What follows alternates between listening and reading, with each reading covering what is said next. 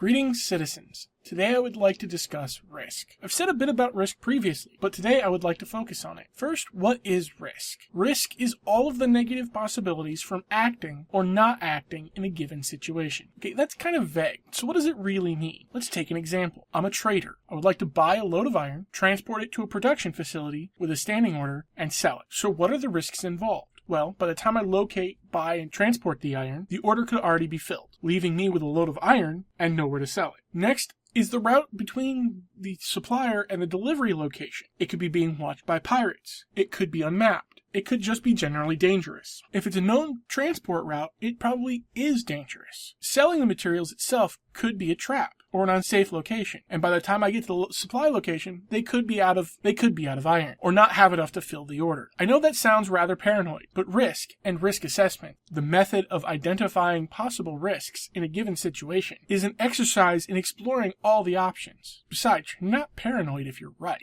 Risk in Star Citizen will be varied and constant. Everything from simply flying from one place to another to buying goods will have a variety of risks associated with it. I doubt I will be able to identify all of the risks in every given situation, but I'm hoping to at least attempt to help you identify the risks for yourself. And for that, we need to talk about risk assessments. Let's begin with the easiest part of a risk assessment. What is the worst possible outcome? In the real world, this varies from case to case depending on the activity. In Star Citizen, it's going to be a lot easier to identify because it's going to be the destruction of your ship, the loss of your character's life, and all of the cargo you happen to be carrying. Now, this isn't always going to be the most likely of possibilities, but when making a risk assessment, it's always going to be a possibility. Most people would think that the next step would be to look at the best case situation. This isn't true, because in a risk assessment, the best case scenario doesn't come into it. Why? Because that's not a risk. A risk assessment is all about the downside, and the best case scenario, well, that's not a risk. So what is the next step in a risk assessment? It is to break down the situation, event, or plan and look at what is possible along each step. Let's take the trading example I used earlier. We understand that at any time I could explode, so we have that covered. The first step would of course be acquiring the raw material. Now, there are a few options. Maybe we have an internal supplier. A friend of yours has a node that refines ore. Or we just have a surplus, meaning that there is very little risk, other than having a short supply at the time at which you may wish to make the delivery. If you actually are having to source the material, that adds risks. So let's look at those risks. First, they could be out of the material you're looking for when you go to get it. Not really dangerous, just annoying and sets you back in time and fuel. But that's a risk nonetheless. It's not all about danger or loss of life and property. It includes things that set you back in time, money, or otherwise negatively affect your operations or person. So let's get back to looking at the supply. Well, once you've established a location, you now have to look at the route to and or from their location. Could be hostile. The jump points between where you are and where you need to be could not be properly mapped, or the maps could be old. Do you have alternate routes in case the main chosen route is unavailable? Is it known that you're going to be making a trip along this route at that time? Do you have enough fuel? Are you bringing escorts? Do they have enough fuel? Are they reliable? All of these come into play in transportation. Once we get there, we have to load and or unload items. And that presents some interesting risks all its own. Does the facility you're at have an automated system for loading or unloading? Is there enough space to actually load or unload in? When you've transported goods, did you secure the cargo properly before you departed? Is there an atmosphere, or do you have to do this in EVA suits? Is loading or unloading done in a secure area or